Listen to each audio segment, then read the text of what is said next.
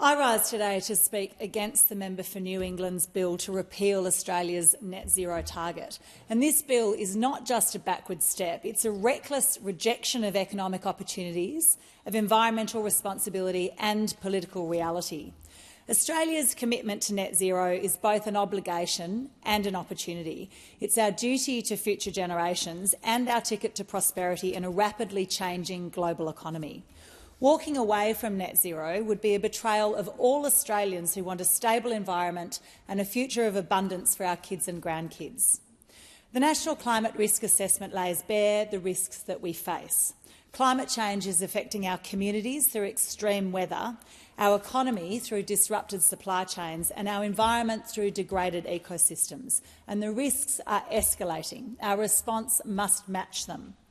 Our action on climate change must be ambitious, not only to meet our international obligations, but to unlock the investment needed to build the industries of the future: renewables, critical minerals, green iron and clean manufacturing.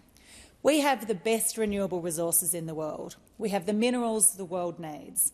We have the engineering know-how and the workforce. What we lack, and what this bill threatens, is policy certainty. Investors are watching. Businesses are ready, but they need a clear signal that Australia is serious about net zero. Even raising the idea of repealing our target does damage by sending the opposite message, that we are unreliable, unserious and unprepared. And that's not just bad policy, it's bad politics as well. Australians, including rural and regional Australians, support climate action. The last two elections have made that abundantly clear. There is no path back to government for the coalition that does not involve regaining ground in suburban and metropolitan seats, seats like mine, seats of like my fellow crossbenchers and many marginal Labor seats as well. And that path requires climate credibility. Reopening the net zero argument within the coalition paints Labor's timidity and lack of ambition as courageous innovation. This bill is a political own goal for the coalition.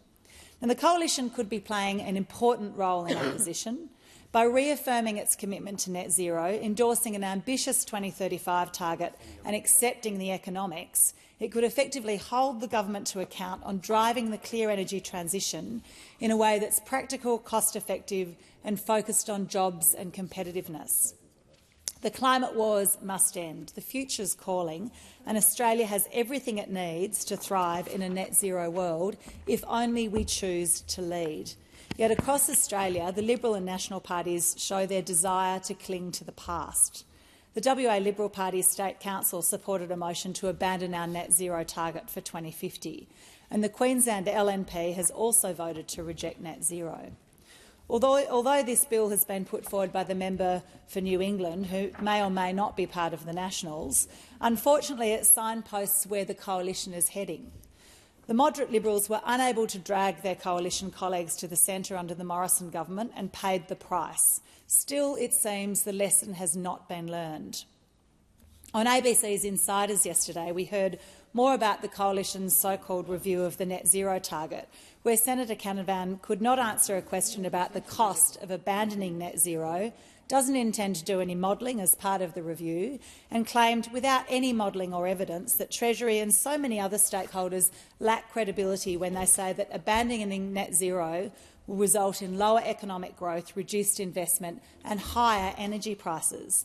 Now, these stakeholders include the National Farmers Federation, which supports the targets because farmers are on the front line of climate change. Now, when the Nationals are taking a different view to the farmers, who are the Nationals now representing? There's really only coal and gas companies left. This does not bode well for the future prospects of the coalition or for the economic future of the country. Returning to the climate wars is economic sabotage and a political dead end. Businesses and investors are ready and willing to invest in the industries of the future, but they need policy certainty, not mixed messages coming from our politicians. The coalition as a whole must decide if it's in favour of Australia having a flourishing economic future on a livable planet or against it. Net zero is not a burden, it's a blueprint for a better future. It's a framework for innovation, for job creation, for regional development and for environmental stewardship. I urge the Coalition and the House to reject this bill, reaffirm its commitment to net zero and help build a flourishing economic future on a livable planet.